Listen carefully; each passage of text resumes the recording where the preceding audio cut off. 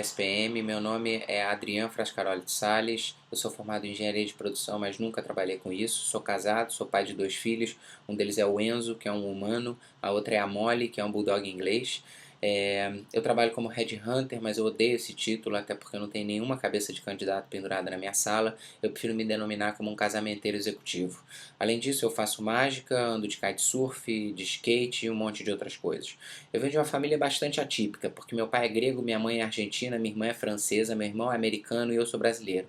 Eu brinco até com as pessoas que a minha casa é quase a sede da ONU. Na minha vida eu tive algumas oportunidades únicas. A primeira delas é de ser corrigido no meu próprio nome. Deixa eu explicar. Eu me apresento, meu nome é Adrian, e a pessoa fala, ah, Adriano? Eu falo, não, Adrian. Aí a pessoa, ah, Adrian. Aí eu fico imaginando que ela deve me julgar um estúpido de 34 anos que até hoje não aprendeu a falar o seu próprio nome. O mais curioso é que depois disso muitas vezes eu tenho que responder algumas outras perguntas, do tipo, mas por que Adrian, hein? Ou do tipo, ah, entendi, Adrian, mas eu posso chamar de Adrian? E óbvio que eu digo sim, e com isso eu respondo por Adrian, Adriano, Adrian, Adrian, Adrian, todas as variações que vocês imaginarem. Para ser sincero, quando eu ligo para um call center eu simplesmente falo Adriano, porque isso é muito mais simples e economiza uns 3 minutos de atendimento. Bom, ao longo da minha vida eu me apresentei muitas vezes para crianças também, e não teve uma única vez que a criança não conseguisse repetir o meu nome perfeitamente de primeira. E eu comecei a ver que isso tem muita relação com a questão dos adultos. Eles recebem um impulso sonoro, comparam com uma lista pré-definida que eles têm na cabeça deles e associam com o nome que for mais parecido. As crianças não. As crianças simplesmente recebem um impulso sonoro e repetem aquele impulso sonoro, sem analisar e sem criticar. E essa é uma habilidade que aparentemente a gente perde quando a gente cresce. A segunda oportunidade de comprovar esse mesmo efeito foi quando eu resolvi aprender a fazer mágica. Estava vendo um programa na televisão de um mágico chamado David Blaine, que faz mágicas na rua, close-up, ou seja, sem nenhum artifício de fumaça, mulher bonita, espelho, nada disso. É o mágico, um baralho e o espectador.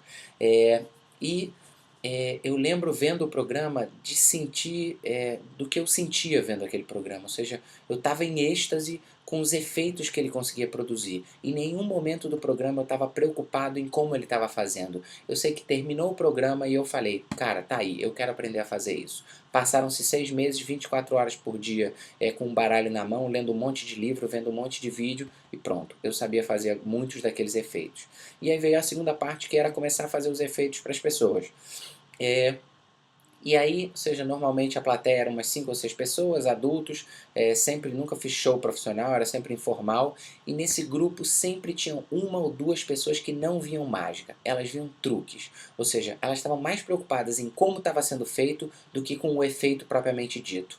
E o mais curioso é que tinha uma diferença muito grande de sensações entre os que viam truque e os que viam mágica. Os que viam truque se sentiam enganados, se sentiam indignados, ficavam com raiva de mim, e os que viam mágica ficavam eufóricos, pareciam que tinham tomado uma descarga de adrenalina, saíam falando, gargalhando, enfim. Então, isso ficou na minha cabeça. Até que um belo dia minha irmã me convidou para eu ir na creche da minha sobrinha fazer mágica para a turma dela. A turma na época devia ter uns 4 ou 5 anos e eram mais ou menos umas 30 crianças. Obviamente não fiz mágicas com carta, fiz mágicas com bolinhas de espuma, moedas, etc. Mas no final de meia hora não tinha uma criança sequer que não tivesse visto mágica. Todas estavam eufóricas, extasiadas, quicando de alegria, e quando terminou o show, elas gritaram grande, ah, poxa, faz mais, tio, por favor. E eu me identifiquei muito com aquele sentimento, porque foi exatamente aquele sentimento que me motivou a aprender a fazer mágica quando eu vi o programa na televisão.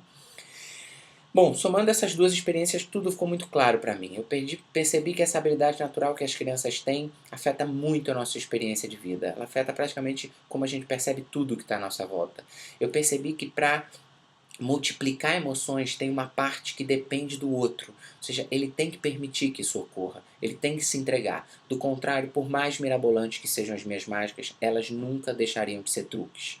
A única parte ruim da experiência toda foi que hoje, ao ver uma mágica, eu não consigo mais ver mágica, eu vejo muitas vezes o truque.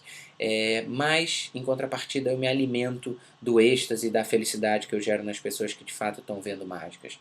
É sobre isso que eu queria falar no TED e espero realmente ser chamado. Um grande abraço. Tchau, tchau.